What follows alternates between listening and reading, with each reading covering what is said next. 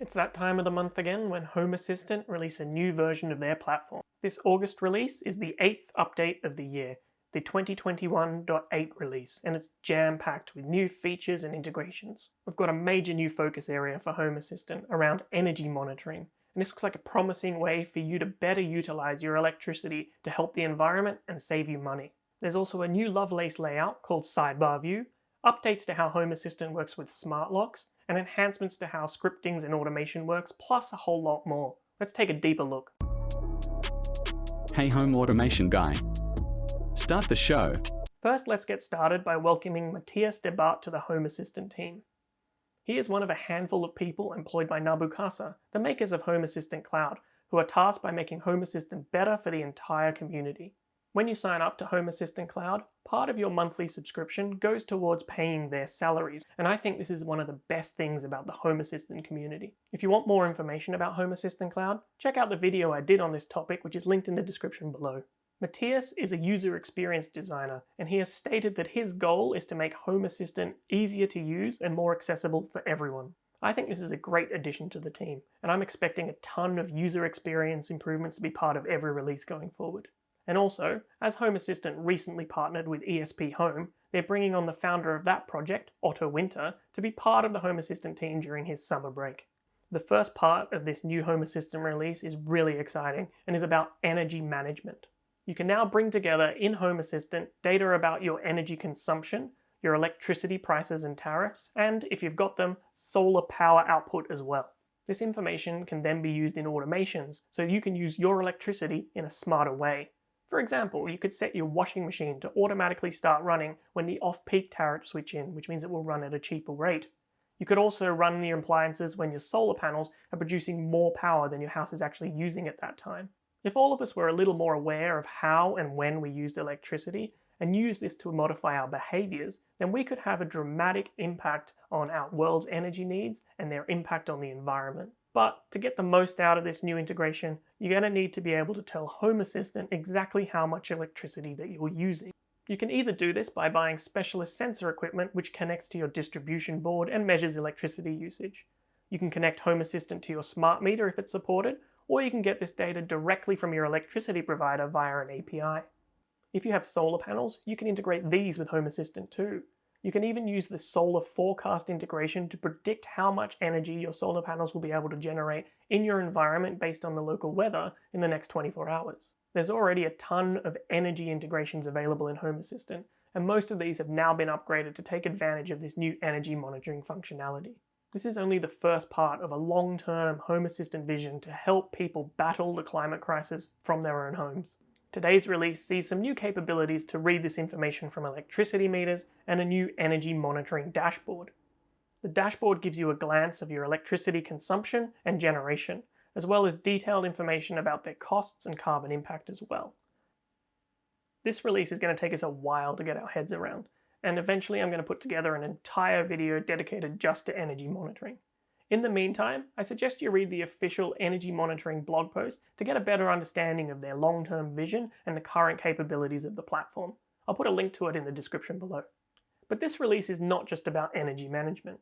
Home Assistant have also made some improvements to the way that they store sensor data, especially for the long term. Previously, if you had a lot of sensors that reported information frequently, it could load up the Home Assistant database and slow your system down. This release improves the way that Home Assistant stores sensor information for the long term, which means that your dashboards which contain historical data will load faster, and it will generally improve performance overall. There's also a new statistics graph card available for your Lovelace dashboards, which can plot this historical information for you. It can also show you the minimum, maximum, and average values as well. This will be a great way for you to visualize your energy usage information, as well as any information you may have from temperature sensors, for example. A new sidebar view has also been added to the Lovelace dashboards, and this has one fat column on the left-hand side and a skinnier column on the right-hand side. You can see how it looks here, and it is currently used in the new energy dashboard, but you can also add it to any of your own dashboards as well. Another small visual update has been made to the gauge card, and it now displays a needle, kind of like a speedometer in a car, showing where the value is set. You can also set the severity threshold so that the green, amber, and red colors show up at the correct points in the graph. You can now also set your base currency in the general section of Home Assistant.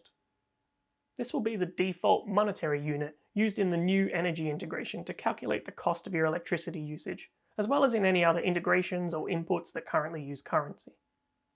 This release has also seen a new entity added to support sirens. This is for those that use Home Assistant to interface with their home security system, and you can now toggle and turn off and turn on sirens in your scripts or automations. Siren entities will be automatically created by integrations that support them, which will most likely be integrations with home security systems or alarm systems. If you're using smart locks in Home Assistant, you now have 3 more states available to you. In the past, a lock could either be locked or unlocked, but now there are 3 additional states including locking, unlocking, and jammed. This will give you better insight into how your locks are behaving and more control over them as well. As part of this update, the integrations with HomeKit, Google Home, and Amazon Echo have also been updated so that it knows about these new states. Home Assistant have also made some enhancement for you power users that use a lot of scripts and automations written in YAML.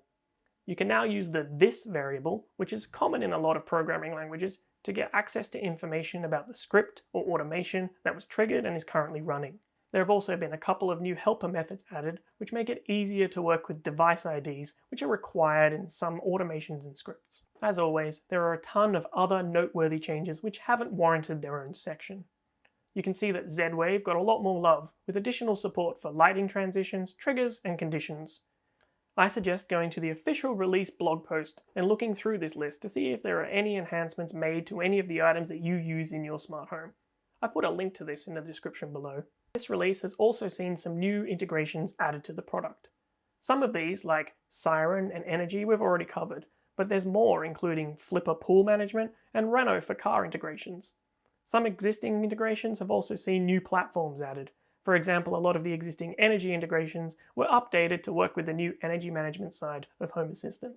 And finally, there's been a few breaking changes as part of this release which may mess up your automations or your scripts. For example, there's been some changes made to the TP-Link Casa smart switches, which I happen to use in my house. The energy monitoring parts used to be attributes tied to the switch entity, and I needed to create custom template sensors to pull these values out and use them in my automations. As of this 2021.8 release, these have been removed from the switch entity and moved into their own separate sensors. As a result of this, I now need to go in and remove my old template sensors and update my automations to use these new sensors. I always recommend that you look through this list and see if any of the integrations you are using are mentioned. There may be some things that you need to do to update your scripts and automations before you update your version of Home Assistant. So there we have it, a huge August 2021 release from the Home Assistant team. If you liked this video and thought it was useful, please give it a thumbs up to let me know. I regularly release videos on home automation, smart devices, and Home Assistant. So if you'd like to see more of these videos, click the subscribe button and together we can make your home smarter.